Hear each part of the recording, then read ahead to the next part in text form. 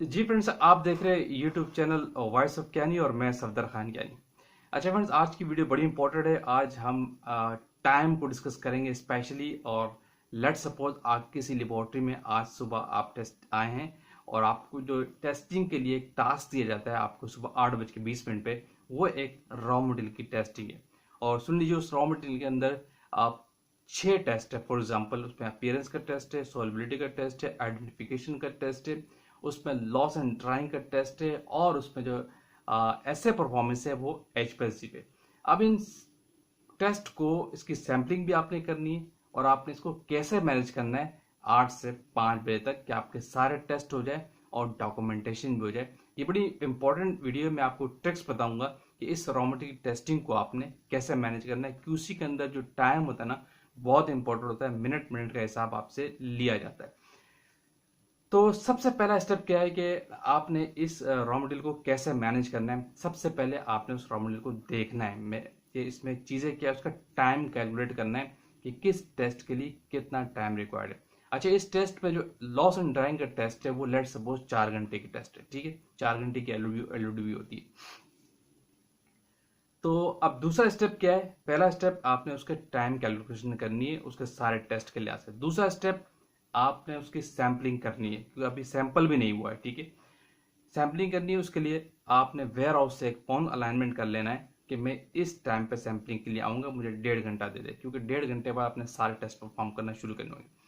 आपने ware house से 1.5 घंटा लेना है। उस 1.5 घंटे से पहले आपने अपने एचपीएलसी को अलाइन करना है। अब स्टेप सुन लीजिएगा, बड़े स्टेप है। थोड़े से स्टेप आगे पीछे आप करेंगे तो आपकी टाइम मैनेजमेंट नहीं होगी, आपका रॉ मटेरियल फंस जाएगा, आप रिलीज नहीं कर पाएंगे, क्योंकि ऊपर से प्रेशर होता है कि इसको रिलीज करके जाना है। वेयर हाउस से आपने अलाइन कर लिया। दूसरा स्टेप, आप अपने एचपीएलसी को अलाइन करेंगे। आप देखेंगे कि कौन सा कॉलम रिक्वायर्ड है, कौन सा एचपीएलसी आपके लिए अवेलेबल है, उस पर आप जाएंगे, अपने एचपीएलसी को ऑन करेंगे, अपने कॉलम को सैचुरेशन पे लगाएंगे, अपने कॉलम को अलाइन करेंगे, सिस्टम को आइडल करेंगे। उसके लिए जो रिक्वायरमेंट है, आपको मोबाइल फेस चाहिए तो आप पहले मोबाइल फेस बना लेंगे, ठीक है।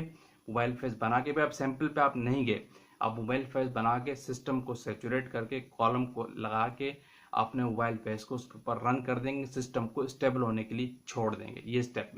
और रॉ मटेरियल की क्या कहते हैं, सैम्पलिंग पे जाने से पहले आप एचपीएलसी का स्टैंडर्ड भी बना लेंगे। ये मैं आपको ट्रिक बता रहा हूँ कि किस तरह अपने काम को मैनेज करना है। आप एचपीएलसी का स्टैंडर्ड भी बना लेंगे और स्टैंडर्ड बना के पहला एक ट्रायल इंजेक्शन एचपीएलसी पे आप लगा देंगे, एक फिजिबिलिटी के लिए क्या ओके, सब कुछ ओके है कि नहीं है। ट्रायल इंजेक्शन अलाउड है। आप एक ट्रायल इंजेक्शन लगाने के बाद आप चले जाएं रॉ मटेरियल की सैंपलिंग के लिए। बल्कि उससे पहले, ट्रायल से पहले सिस्टम के आप चेक करने के बाद स्टैंडर्ड्स को रन कर दे। 5 स्टैंडर्ड को सिलेक्ट करके आप रन कर दे, सैम यानी मोबाइल फेस बना के एचपीएलसी को अलाइन करके और स्टैंडर्ड बना के उसके 5 स्टैंडर्ड को चला दे। ये 1.5 घंटे की जॉब में हो जाता है, ठीक है। ये आपने करने के बाद फिर आपने फौरन जाना वेयर हाउस में। वेयर हाउस के लिए दो रिक्वायर्ड टाइम है। उसके लिए आपने सैंपल प्रिपरेशन करेंगे, सैंपल जो आपको वाइल्स रिक्वायर्ड है, जो सैंपलिंग करने का क्राइटेरिया प्रोसीजर, उसको आप सारा फॉलो करेंगे, ठीक है। सैंपल करने के बाद आपको सैंपल के लेट सपोज 1 घंटा लग गया या 30 मिनट्स लग गया, आप सैंपल करके आप फौरन आएंगे, सारी रिक्वायरमेंट पूरी करेंगे जो सैंपल की होती है अपनी जगह पे, ठीक है। जैसे सैंपल करने के बाद आप आ जाएंगे, आपके एचपीएलसी के ऊपर स्टैंडर्ड्स चल चुके होंगे। आप फौरन फौरन से आप जो उसका जो एसए का सैंपल है वो बनाएंगे, क्योंकि अब आपको टाइम हो चुका होगा तकरीबन 10 से 10:30 हो चुके होंगे, या 10:30 या 11 बज रहे होंगे। मीन वाइल आप दूसरा स्टेप ये करेंगे, सैंपलिंग करने के बाद अपनी आप एलओडी को परफॉर्म कर दें। एलओडी का जो 1 ग्राम वेट रिक्वायर्ड है एज पर प्रोसीजर जो एलओडी है, क्योंकि एलओडी आपकी 4 घंटे की होती है। एलओडी के लिए आप ओवन ऑन कर देंगे। ओवन का टेम्परेचर 100 डिग्री है तो वो तकरीबन 10 से 15 मिनट में आ जाता है। इस दौरान आप एलओडी परफॉर्म कर देंगे। एलओडी को टेम्परेचर आने के बाद एलओडी लगा देंगे, उस पर मेंशन कर देंगे कि 4 घंटे की एलओडी है, डोंट डिस्टर्ब, इसको डिस्टर्ब नहीं करें। 4 घंटे के लिए उसको छोड़ देंगे। लेट सपोज 11 बजे आपने एलओडी स्टार्ट कर दी तो आपकी एलओडी कितने 3 बजे तक जाएगी, ठीक है। ये काम आपका हो गया। आपके एचपीएलसी पे स्टैंडर्ड चल चुके, 11 बजे का टाइम हो रहा है। अब आप सैंपल फौरन से बनाएंगे फटाफट, ताकि जो एचपीएलसी के एसए के सैंपल्स है, लेट सपोज आपके पास जो कंपोजिट सैंपल था एसए के लिए, आप सी बात है आप कंपोजिट करके सैंपल बनाते हैं। अगर 10 कंटेनर है तो कंपोजिट सैंपल ले लेते हैं और आइडेंटिफिकेशन के लिए इंडिविजुअल सैंपल्स लेते हैं। मैं एक्टिव की बात कर रहा हूँ। 11:30 हो चुके हैं, आप स्टैंडर्ड की आरजी निकालेंगे, स्टैंडर्ड को सिस्टम सूटेबिलिटी रिपोर्ट चेक करेंगे। मीनवाइल आपका स्टैंडर्ड के साथ जो सैंपल है वो प्रिपेयर्ड हो रहा है। 11:30 से 12 बजे तक आपका सैंपल भी एचपीएलसी पे आ जाना चाहिए। उसकी वाइल बनाकर भी आप एचपीएलसी पर रख देंगे लंच पे जाने से पहले। ये मैं आपको टाइम मैनेजमेंट बता रहा हूँ। टी ब्रेक भी इसी में आता है, लंच टाइम भी इसी में आएगा, सेकंड टी ब्रेक भी आपका आएगा। आपको सारी चीजें मैनेज करके चलनी है। लंच से पहले पहले आपका स्टैंडर्ड के चल चुके हैं और सैंपल आपका अलाइन हो चुका होगा। अब आप सैंपल को लगा के छोड़ देंगे। तकरीबन आपका 2 से 2:30 बजे तक आपका सिस्टम फ्री हो जाना चाहिए एचपीएलसी का। जब आपका सिस्टम पे एचपीएलसी पे लग चुका होगा, यानी लंच से पहले आपका एचपीएलसी का सैंपल ही बन चुका है, आपकी एलओडी भी लग चुकी है। अब जो बाकी उसके दूसरे टेस्ट हैं, आपने अपीयरेंस भी साथ साथ देखनी है, आपने सोलबिलिटी भी चेक करनी है। अब आपको थोड़ा टाइम मिल रहा है, ठीक है। अब इसी के जो आइडेंटिफिकेशन का टेस्ट है वो आईआर पे लेट सपोज, ठीक है। जो मीनवाइल आपने जो 10 कंटेनर का इंडिविजुअल सैंपल्स किया है, आपके एचपीएलसी पे सैंपल चल रहा है और ओवन में आपके एलओडी 4 घंटे की लगी हुई है। तो दोपहर 3 बजे तक एलओडी को आपको निकालना है।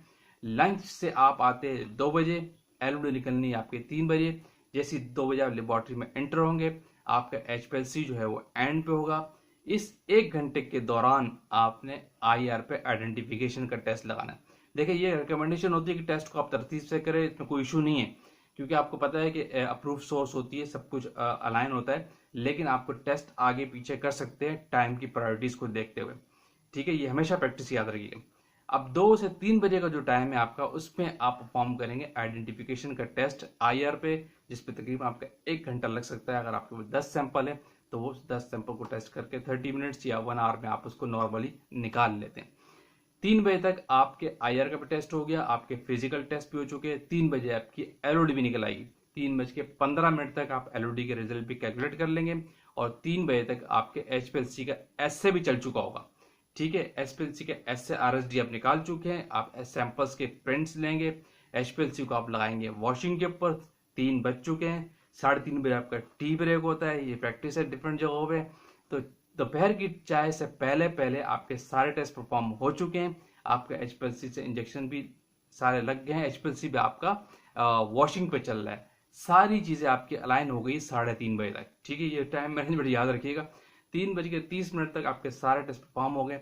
अब आप बैठ के साथ साथ उसको 5 बजे तक सारी चीजों को डॉक्यूमेंटेशन करेंगे, अपने रिजल्ट कैलकुलेट करेंगे और बॉस की टेबल पे आपकी रिपोर्ट होगी रिलीज वाली, रिलीज लेवल के साथ। तो इस तरीके से फ्रेंड्स, अगर कोई आपको रॉ मटेरियल मिलता है जिसमें अगर 4 से 5 टेस्ट है और एलओडी भी बड़ी है और आईआर भी है, आपको सैंपल भी रॉ मटेरियल का उसी दिन करना है, तो और एचपीएलसी पे ऐसे है, तो किस तरह मैनेज करना है आपने, और टेस्ट की प्रायोरिटीज कौन सी पहले किस और किस टाइम पे होनी चाहिए, जो तरतीब मैंने आपको बताई है, किसी भी लेबोरेटरी में अगर इस तरतीब से आप फॉलो करते हैं तो आपका रॉ मटेरियल एक ही दिन में 8 घंटे की जॉब में इजीली मैनेज हो जाता है। यही बेस्ट प्रैक्टिस होती है हर जगह पे। और लेबोरेटरी के अंदर इसी तरीके से किसी भी टेस्टिंग, केमिकल की टेस्टिंग हो या कोई भी टेस्टिंग हो, उसको इसी तरीके से मैनेज किया जाता है। होपफुली आपको ये ट्रिक और ये आइडिया बेस्ट लगेगा। अगर आप किसी भी लेबोरेटरी में काम कर रहे हैं, इस तरीके से उसको आप लेके चलेंगे तो आपका टाइम और आपका काम कभी डिस्टर्ब नहीं होगा, हर चीज़ अलाइन जा रही होगी। वीडियो को क्लोज करते हैं। इसी तरह के आइडियाज़ और टेक्निकल वीडियो के साथ अगेन आएंगे। जो लोग चैनल पे न्यू है, सब्सक्राइब लाजमी करके जाइए ताकि ऐसी वीडियोस आप तक पहुंचती रहे। Thank you for watching. अल्लाह हाफिज़।